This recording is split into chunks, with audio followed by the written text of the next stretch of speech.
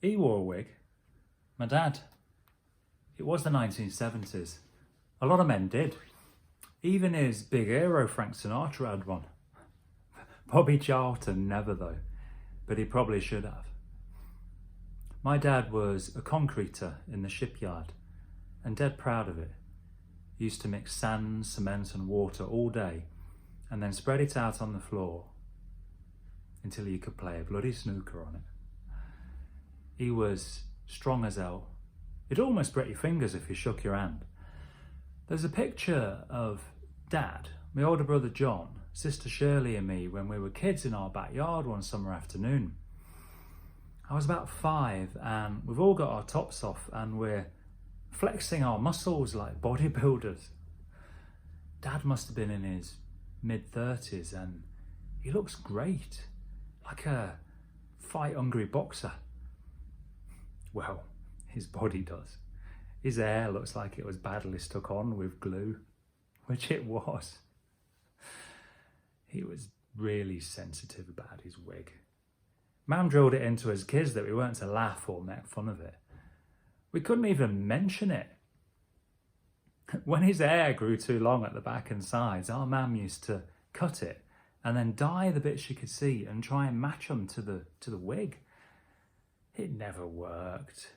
You could see from miles away where the wig ended and my dad began.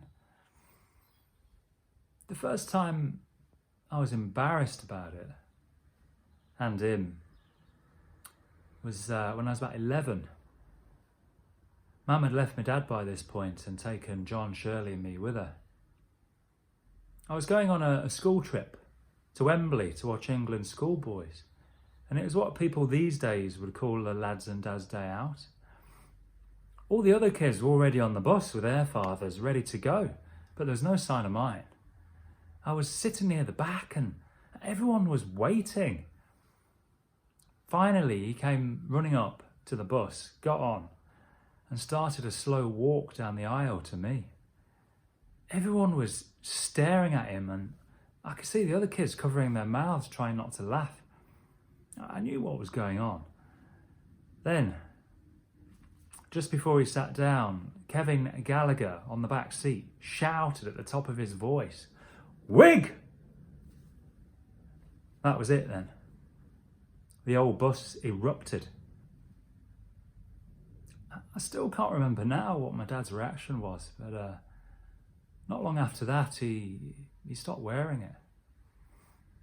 I was thinking about that this morning. I was in the co-op cafe, the one I used to go to with Dad when he had his kids on Saturdays. I still go in there now at the weekends to do my horses and have a brew. Anyway, they had the radio playing and Sinatra came on. God, my dad loved him. He obsessed even. His joy of music used to send him someplace else. He even used to sign our birthday cards, "With love, Frank Sinatra." It's funny how music can stir so many memories and emotions. Well, it got me thinking about Dad this morning wearing a wig like old Blue Eyes. And about the last day I saw him, it was in the hospital. His 30-odd years of breathing in cement powder, asbestos and God knows what else at the shipyard had left him with mesothelioma.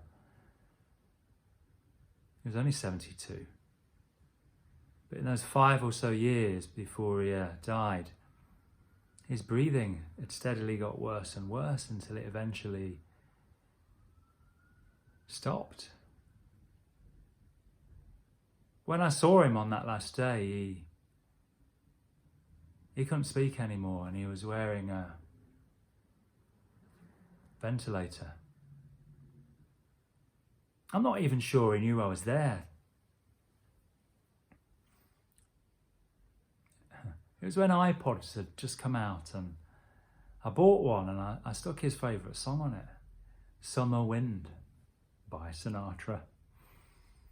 I reached out over him and tried not to dislodge the tubes and wires and I put the buds in his ears. As soon as I hit play, it was miraculous.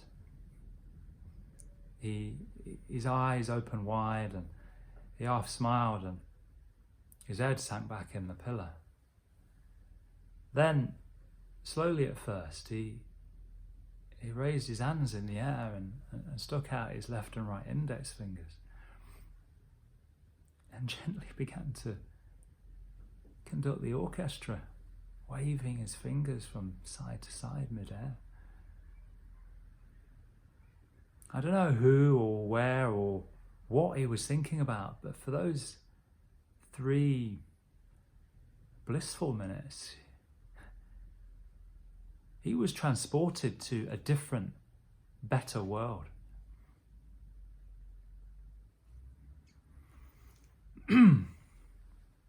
When it ended,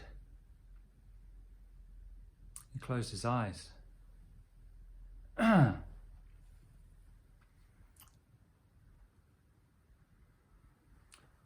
was the last day I saw him.